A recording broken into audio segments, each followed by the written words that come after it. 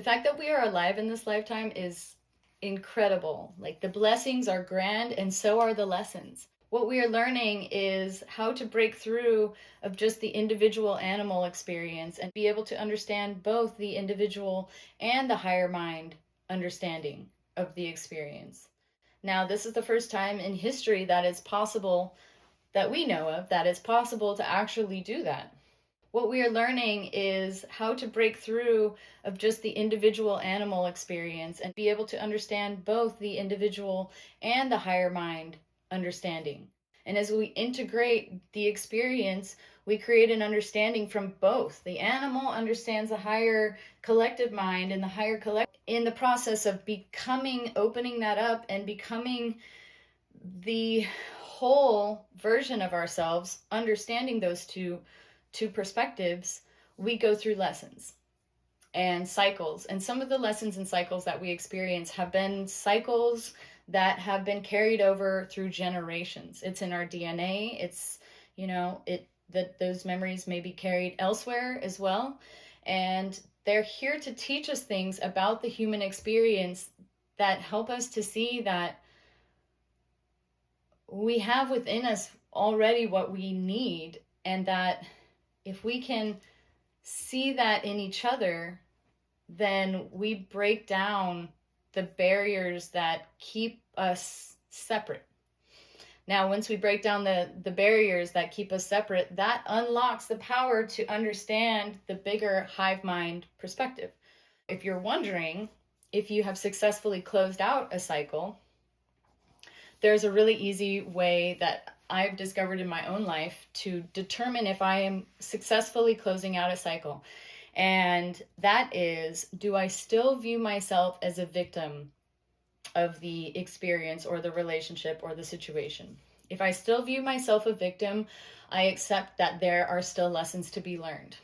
Now, the reason I say that is because in order to become a victim of a situation, that means at some point I was my own villain by not either leaving a situation, putting up a boundary, communicating something. At some point, I accepted behavior that made me small. Now, if I do that over a long period of time, the soul manifests a situation that forces one out. And usually that is by creating in the mind a belief system that the thing external to us is the villain. I'm the victim, and then I therefore become the hero of my own story that blessed me through the barrier of the villain and become the hero. When I come out of that experience with all the energy of blasting through, it's easy to be confused by that and think, oh, I did it. I got away from the villain. And we think that that's closing the loop, but it's actually not. Because what we just did was turned somebody else into the villain so that we could leave, but the leaving is not leaving in that scenario is not doing us any good, because we should have left at the first sign that things weren't in alignment. Now, it's okay. It's okay if you stay too long. It's okay if you do the thing, because that's part of the lesson. Just know that that lesson isn't closed out yet. And there's a good chance that you will be presented with another situation in life that may remind you of some of those things. And the sooner that you can close out that cycle before turning the other person into a villain, the better. Because, everybody starts out with the best intentions.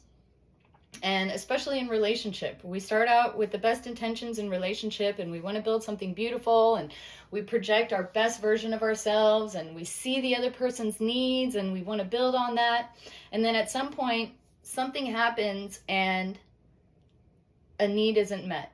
Now, if we have built a codependent relationship on this other person, then that is definitely a recipe for a karmic cycle that will need to be broken. Because the more of our own internal knowing and power that we give away to the external, the more we create the possibility for the victim-villain paradigm. Because now, if our needs aren't met, we project that out onto another person.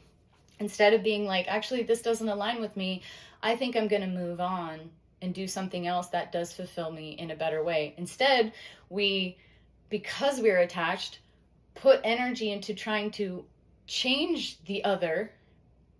And when that person resists that change, they become the villain. Oh, well, they're hurting me and they don't want to change. It's like they're just doing their part in this lesson.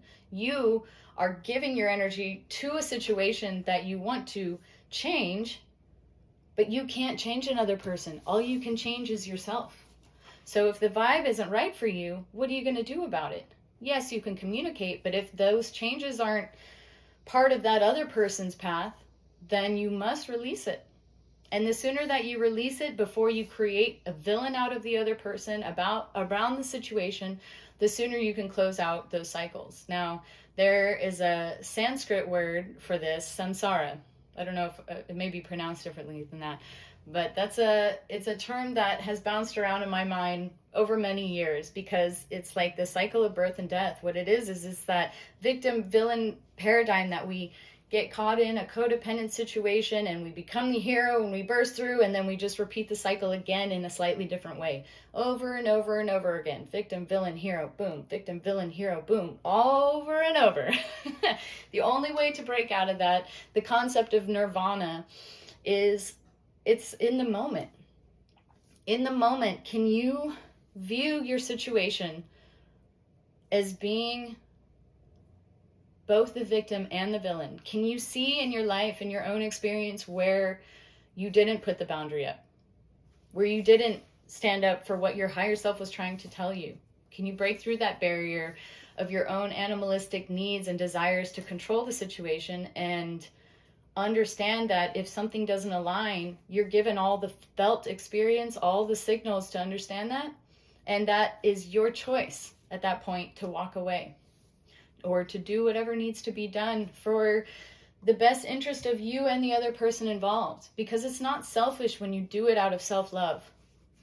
Because by holding on to somebody that doesn't align, you're actually doing them a disservice, because it becomes a situation where if I don't like what, I'll just say a romantic partner, if I don't like something that my romantic partner, way that they treat me, and I communicate it with the desire that they change their behavior, it's possible that they may adjust their behavior because of that.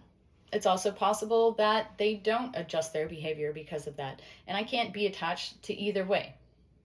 Now, if I feel like I'm attached to this person in such a way that the only option is for them to change and that I can't leave and I can't do anything else, then I will turn myself into a victim, because that's the only way that I will burst through the codependency block to get out of the situation. It's all an illusion.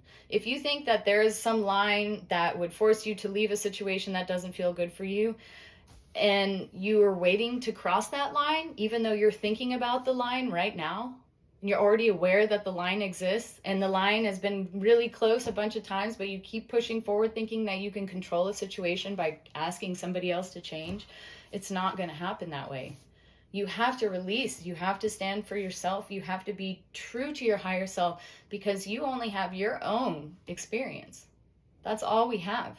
And by me giving that energy to a situation where I vilify somebody else in order to feel strong in my belief, then I am still caught in the cycle. I have to recognize when I am becoming my own villain by giving somebody else more power than me and my relationship with my own intuition and my higher self. That's the real villain. I mean, maybe this is a little tough love, and that's just the way it comes out for me sometimes. But I will say, like, I have gained a lot of internal peace by understanding when something begins to be out of alignment. Now, my next lesson is to how to close out the cycles with love, and not with the energy of fear, anger, frustration, blame, like none of that stuff. because at the end of the day, I know when something doesn't align, and the longer that I wait, that discomfort becomes suffering. And too much suffering makes the spirit want to create a scenario to get out of the situation. If the organism is not if I can't choose to do it on my own, my higher self will manifest a situation that forces me out of that situation, usually by creating a victim villain paradigm. So if I don't make that choice sooner than later, then I risk putting the energy of villain onto somebody else. That's not cool. Even if that person did horrible things, like most of the time, people don't do horrible things right off the bat. Like, people give you subtle clues that they're not in alignment with your true values, but you have to know who you are and what your true values are. And some of these lessons are part of that process. Knowing your value is different than just saying I'm valuable. Like, you really have to know it and feel it and act in accordance with that belief. And so, you know, all of that, I really just wanted to say, if you are wondering if you closed out a cycle, if you still view yourself as the victim, if you still view something or someone external to you as the villain, and you become the hero of that story so that you can get out, that's a cycle that will repeat. Just know that. But the peace that one gets by understanding that they contain in them both the victim and the villain, that's like the yin yang right there. You're creating wholeness within you, understanding your capability of being that which you love and that which you despise in yourself. So, yeah, love yourself and understand understand your boundaries and what your soul needs. If you're someone who needs loyalty, then avoid situations that are lacking a level of commitment. If somebody tells you that they're committed, but then they show you they aren't, and commitment's important to you, you must walk away. You must walk away.